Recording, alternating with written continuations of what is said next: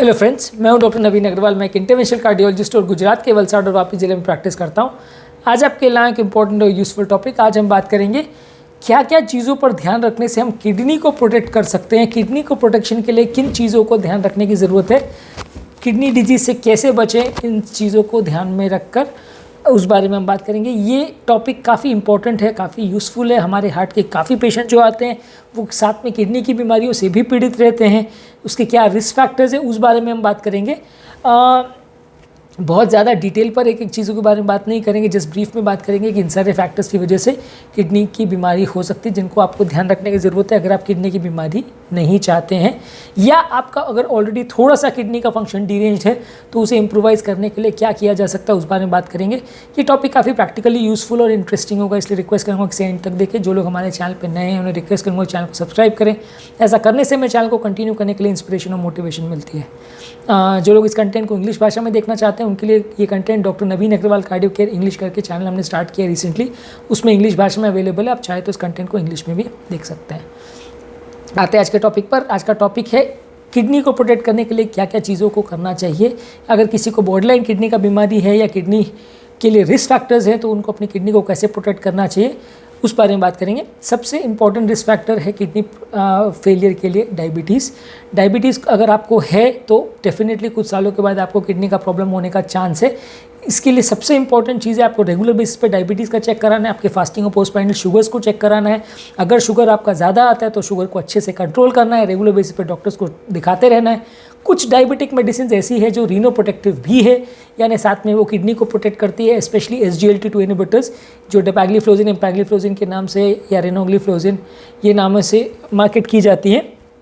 इनका kidney protective action भी document किया गया स्टडीज़ में, और इनफैक्ट किडनी के पेशेंट्स में भी आइसोलेटेड अगर हार्ट का प्रॉब्लम ना भी हो और डायबिटीज़ ना भी हो तो भी इन दवाइयों को दिया जा सकता है, क्योंकि ये दवाइयाँ थोड़ा सा किडनी के फंक्शन को इम्प्रूव करती है।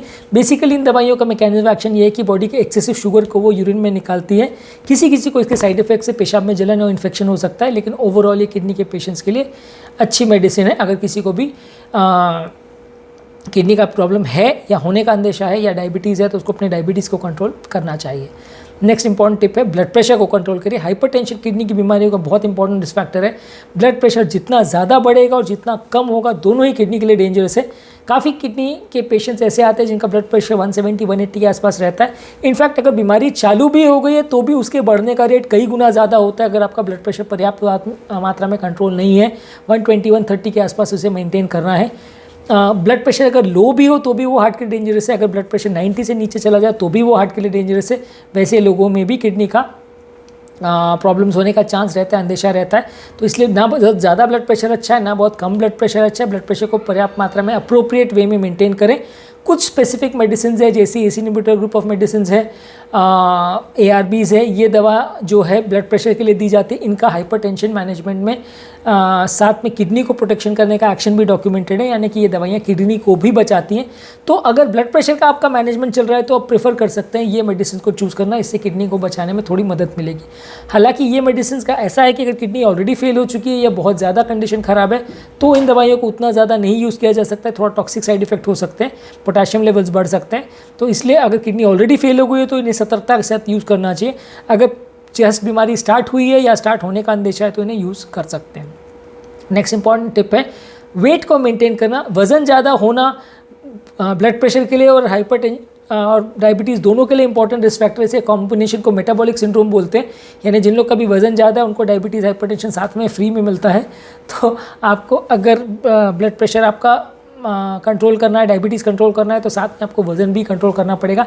ये तीनों ही रिस्क फैक्टर्स जो हैं आपके किडनी के लिए ख़राब है, तो इन तीनों ही चीज़ों को आपको कम करना पड़ेगा। अगर वज़न ज़्यादा है तो जितना पॉसिबल हो, जितना ज़्यादा पॉसिबल हो उसको कंट्रोल करें, लेकिन हेल्दी वेज में कंट्रोल करें। ऐसा न्यूट्रिशनल सप्लीमेंट्स या ऐसी चीज़ें ना लें जो वज़न कम करने के लिए यूज़ की जाती है। कई बार उनसे उल्टा नुकसान ही हो जाता है फ़ायदा होने के बदले। तो इसीलिए अगर आपको किडनी का प्रॉब्लम है तो आप वज़न कम करने की कोशिश कीजिए, उसका आपका कंपेरेटिवली किडनी पेशेंट्स में मदद मिलेगी। इसके अलावा हार्ट हेल्दी डाइट लेना चाहिए। जो डाइट हम हार्ट पेशेंट्स के लिए रिकमेंड करते हैं, यानी कि हाई फाइबर वाली डाइट, होल ग्रेन्स वाली डाइट, लो कोलेस्ट्रॉल वाली डाइट, लो शुगर वाली diet, high fruits high vegetables वाली डाइट्स, नट्स और सीरियल वाली डाइट, ये सारे ही डाइट जो वज़न भी कम करती है, डायबिटीज़ के लिए भी अच्छी है और किडनी के पेशेंट्स के लिए भी अच्छी है। तो अगर आपको किडनी का प्रॉब्लम है तो आपको प्रॉपर हार्ट हेल्दी डाइट लेना चाहिए। ऑब्वियसली इससे हार्ट अटैक आने का चांस कम हो जाएगा, इससे क्या डायबिटीज़ होने का चांस कम हो जाएगा, इससे बाकी हेल्थ भी इंप्रूव होगी, ब्लड प्रेशर भी कम होगा, वज़न भी कम होगा, तो आपकी किडनी के लिए भी ये सारी सेफ है। तो हार्ट वाली डाइट आपको लेनी है। फिर से कहूँगा कि इसमें होल ग्रेन सीरियल्स लेना है, फ्रूट्स और वेजिटेबल्स लेने हैं, हाई फाइबर कंटेंट लेना है, लो शुगर लो कोलेस्ट्रॉल वाली डाइट लेना है, नट्स और सीरियल्स ले सकते हैं, लो फैट डेयरी प्रोडक्ट्स ले सकते हैं। तो ये सारी चीज़ें आपकी किडनी के लिए भी अच्छी हैं। नेक्स्ट इंपॉर्टेंट टिप है, नमक बिल्कुल कम रखिए। खासकर अगर आपको ब्लड प्रेशर का प्रॉब्लम है, ब्लड प्रेशर ज़्यादा है तो नमक कम लेना है। अगर ब्लड प्रेशर बहुत ज़्यादा कम है तो नमक ज़्यादा लेना है ताकि आपका ब्लड प्रेशर मेंटेन रहे। 120-130 के आसपास ब्लड प्रेशर मेंटेन करना है। स्टडीज़ हैव शोन कि नमक एकमात्र single most important risk factor माना जाता है जिसकी वजह से लोगों का ब्लड प्रेशर बढ़ता है। तो जिन लोगों को भी बीपी का प्रॉब्लम है उनको नमक तो स्ट्रिक्टली कंट्रोल करना ही करना है। जितना अच्छे से कंट्रोल करेंगे उतना प्रॉब्लम्स होने का चांस कम रहेगा। दिन भर में जो डाइटरी रिकमेंडेड है सॉल्ट वो लगभग 2 से 3 ग्राम पर डे है, यानी कि सब कुछ मिला के दिन भर में सब्जी वगैरह को और खाने को जो भी आप नमक लेते हैं वो दिन भर में 2-3 ग्राम होना चाहिए। अपना नॉर्मली इंडियन डाइट में जो डाइटरी सॉल्ट होता है वो वैसे भी 8 से 12 ग्राम होता है। तो अगर आपको सॉल्ट रिस्ट्रिक्शन करना है तो एक्स्ट्रा नमक तो बिल्कुल ही लेना है।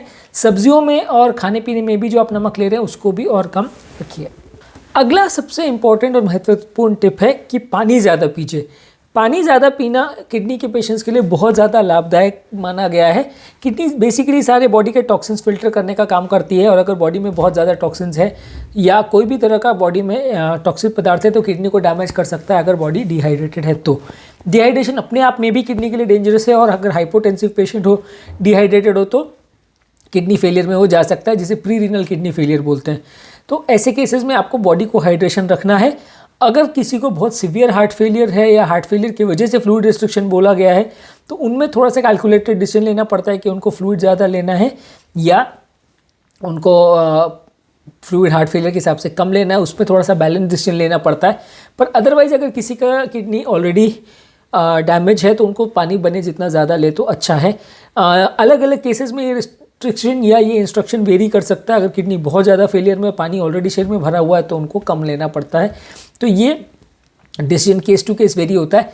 मान के लेकिन चल रही है कि early stages of kidney failure में या जिनको अगर किडनी का बीमारी प्रोटेक्ट करना है, प्रिवेंट करना है, पानी ज़्यादा अमाउंट में लेना उनके लिए लाभदायक है। जितना ज़्यादा पानी लेंगे उतना अच्छा किडनी पॉइंट ऑफ व्यू से। नेक्स्ट इंपॉर्टेंट टिप है, अल्कोहल मत लीजिए। अल्कोहल बॉडी का टॉक्सिन है जो कि ऑलमोस्ट हर सिस्टम को ख़राब करता है।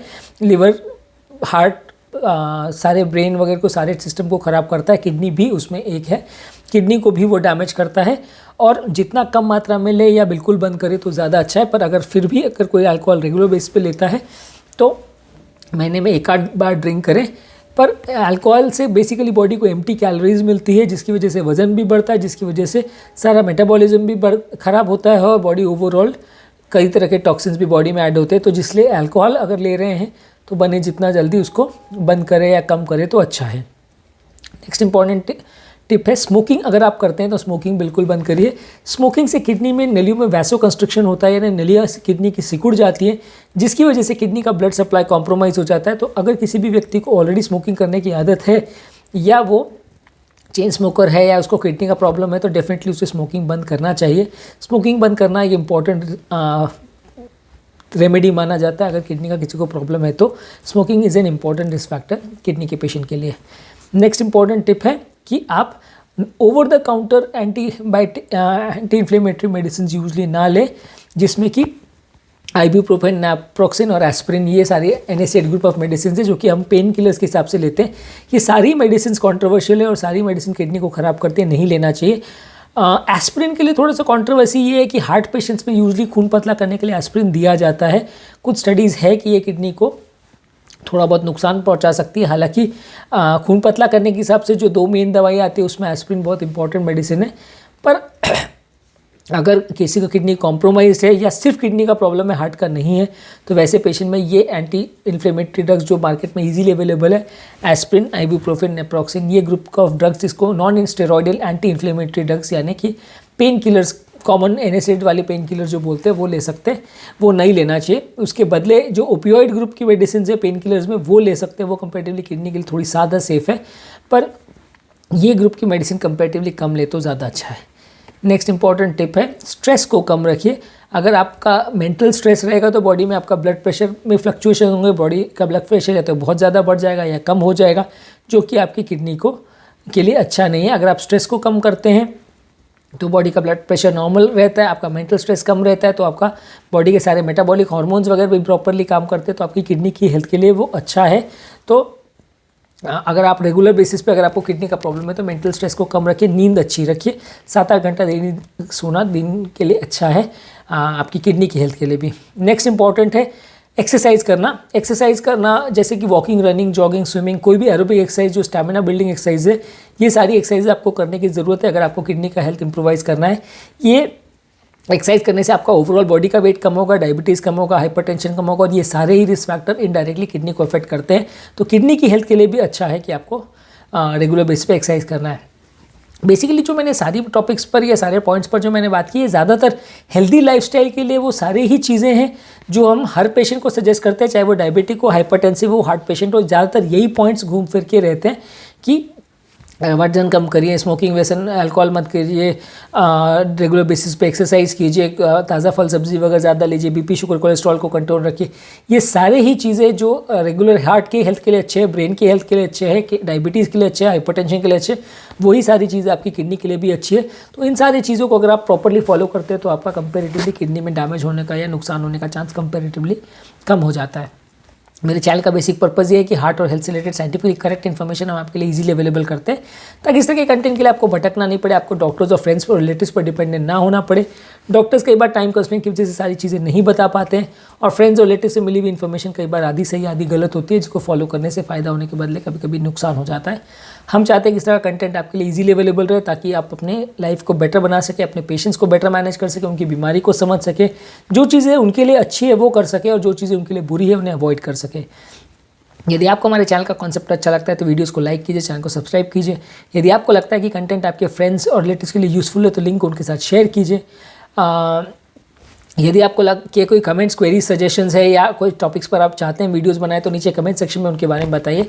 हम उन टॉपिक्स को डेफिनेटली कवर करने का प्रयास करेंगे और आपके कमेंट्स और क्वेरीज़ का आंसर भी करने का प्रयास करेंगे जहाँ तक हमारे लिए पॉसिबल होगा। तो आप डेफिनेटली हमें क्वेश्चंस या क्वेरीज़ अपने हेल्थ से रिलेटेड या अपने टॉपिक से रिलेटेड हमारे कमेंट सेक्शन में बता सकते हैं। अंत में मैं डॉक्टर नवीन अग्रवाल तहे दिल से आपका शुक्रिया अदा करूँगा कि आपने मेरे टॉपिक को पूरा देखा। डेफिनेटली आपको इससे कुछ सीखने को मिला होगा। जो भी मेरे चैनल पे नए उन्हें रिक्वेस्ट करूँगा चैनल को सब्सक्राइब करने के लिए, और जिन लोगों को भी ये कंटेंट इंग्लिश भाषा में देखना है या उनके फ्रेंड्स और रिलेटिव्स है जो इंग्लिश भाषा के साथ ज़्यादा कंफर्टेबल है, तो उनके लिए रिसेंटली हमने डॉक्टर नवीन अग्रवाल कार्डियो केयर इंग्लिश करके चैनल लॉन्च किया है, तो उस कंटेंट को वो इंग्लिश में भी उस चैनल पर देख सकते हैं।